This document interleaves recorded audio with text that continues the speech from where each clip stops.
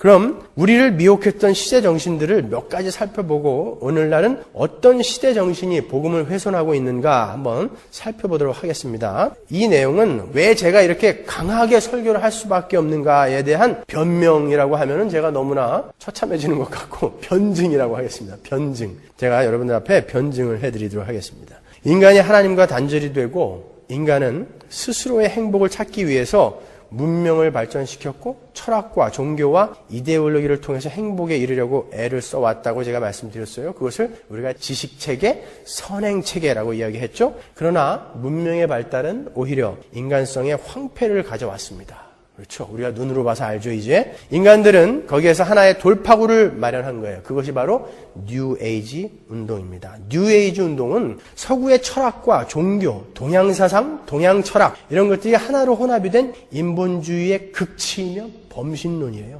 이 뉴 에이지는 지금까지 이 지구상에 존재했던 모든 종교의 혼합이다라고 보면 틀리지 않습니다. 이 뉴 에이지가 궁극적으로 지향하는 것은 창세기 3장에서 뱀이 이야기한 것처럼 하나님과 같이 되는 거예요. 인간들 스스로 인간이 만들어 놓은 그런 문명을 보고 인간 자신에게 스스로 반한 거예요. 와, 우리는 대단한 존재구나. 우리도 하나님처럼 될 수 있겠구나. 이것을 지향하는 것이 뉴 에이지 무브먼트란 말이죠. 뉴 에이지는 마치 창세기의 뱀처럼 이 시대의 인간들을 유혹하는 거예요. 너희도 하나님과 같이 될 수 있어. 똑같죠? 뱀이 한 말하고 똑같잖아요.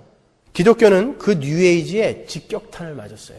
예수를 믿는다고 하는 수많은 신학자와 교회의 지도자들이 알게 모르게 그 뉴에이지 운동에 영향을 받았습니다. 종교다원주의도 마찬가지죠. 종교다원주의도 시대를 대표하는 시대 정신입니다. 남산에 올라가는 길이 어찌 한 길뿐이겠느냐. 이태원, 한남동, 장충동, 충무로 어디로 올라가도 남산은 올라갈 수 있다. 왜 기독교만 유일한 길이라고 주장하냐? 아니다라는 것이죠. 그러나 우리는 사도행전 4장 12절의 말씀을 진리로 믿는 자들입니다. 그렇죠? 다른 이로서는 구원을 얻을 수 없나니 천하 인간의 구원을 얻을 만한 다른 이름을 우리에게 주신 일이 없음이니라 하였더라. 우리는 이것을 믿는 자들이에요. 그러나 종교다원주의는 모든 종교의 구원이 있다.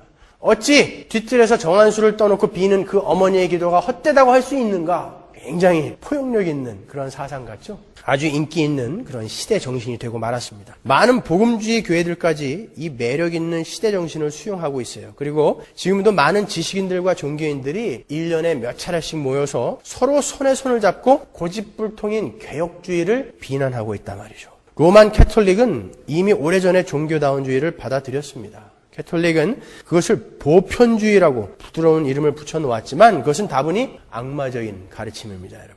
우리의 복음을 훼손하는 또 하나의 시대 정신은 포스트 모더니즘이에요. 포스트 모더니즘이라는 것은 포스트, 애프터라는 말이죠.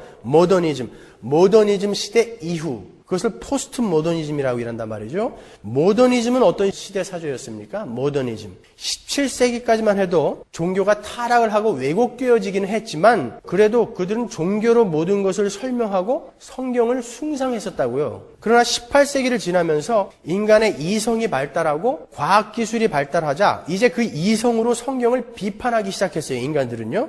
그리고 비이성적인 부분, 성경 안에 비이성적인 부분, 기적이라든지 부활이라든지 창조라든지 지옥이라든지 뭐 이렇게 우리 이성으로 이해하기 힘든 어려운 것들은 모두 성경에서 빼자 이렇게 주장을 한 경험주의, 실존주의, 이성주의 이 모든 것이 바로 모더니즘이에요.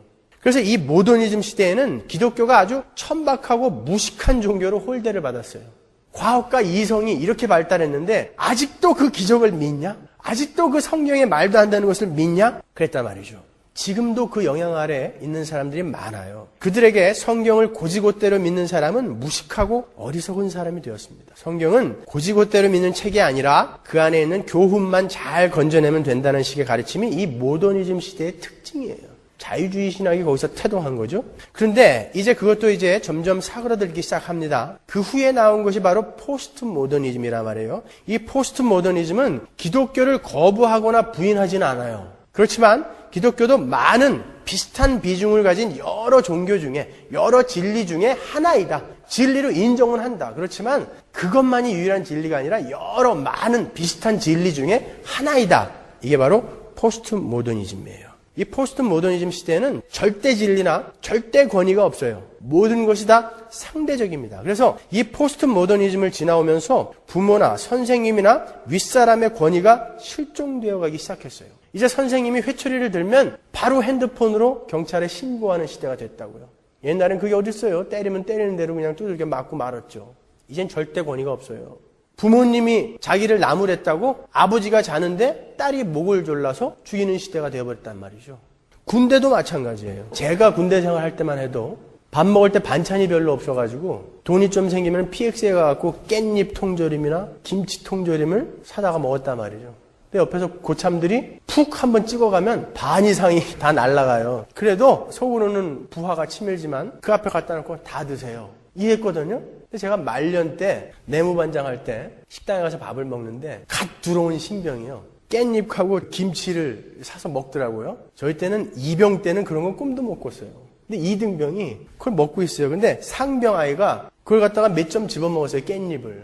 그랬더니 내무반장인 저도 옆에 있고 그 고참 수많은 고참들이 있는데 숟가락을 식판에다 빵 집어던지더니 지 돈으로 사 먹지 왜 남의 것 먹고 지랄이야 그러더라고요. 이등병이요. 제가 데려다 무지 혼내줬죠. 이제는 권위라는 것은 실종된 지 오래됐어요. 절대 권위? 그런 게 어딨어요? 제가 그 노컷 뉴스에 보니까 대학 교수인 아들이 아버지가 유산 상속할 때 섭섭하게 해줬다고 온갖 쌍욕을 갖다가 그 아버지한테 하는 것을 아버지가 녹음을 해가지고 기자한테 주었더라고요. 근데 녹취 기록을 이렇게 적어놨는데 이 XXX야. 네가 무슨 아버지냐? 이런 식으로 해놨더라니까요. 녹음을 했다는 것은 한 번이 아니라는 거예요. 그게. 세자로 된 욕은 되게 심한 욕들 아니에요? 대부분? 아버지한테.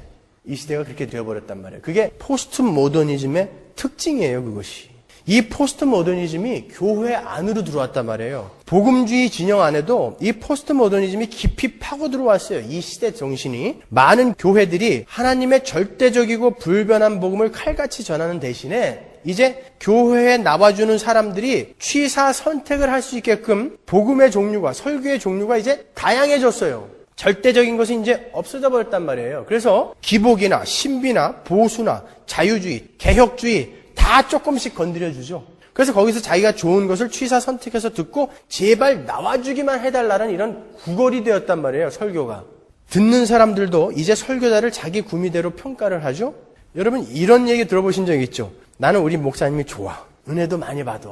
근데 우리 목사님이 지옥에 대해서 또 환난에 대해서 그리고 그리스도인의 바른 삶에 대해서 지나치게 설교를 할 때는 마음에 안 들어. 그것만 빼고는 다 좋아. 그게 포스트 모더니즘의 영향이란 말이에요. 자기가 듣고 싶은 것만 듣는다라는 거예요. 그것만 빼고는 다 좋아. 이제 절대 진리는 없단 말이에요. 이제 자기한테 이해되어지고 자기 기분을 해치지 않는, 자기를 유쾌하게 해주고 행복하게 해주는 이야기만 골라서 듣고 간직합니다. 그러니까 이 포스트 모더니즘 시대에 목사를 하기 위해서는 절대 진리만을 칼같이 전해서는 인기를 얻지 못해요. 사람들은 절대 진리보다는 설교자의 외모나 그의 언변이나 제스처에 더 은혜를 받기 때문에 그렇습니다. 자기를 감동시켜주는 설교를 원하지 자기의 가슴을 후벼 파는 그런 진리에는 거부 반응을 일으킨다고요. 그래서 금세기의 교회들이 이렇게 대형화되고 상업화되고 있는 것입니다. 왜 사람들이 큰 교회를 선호하는지 아십니까? 왜 교회들이 대형화와 상업화를 지향하고 있는지 아세요?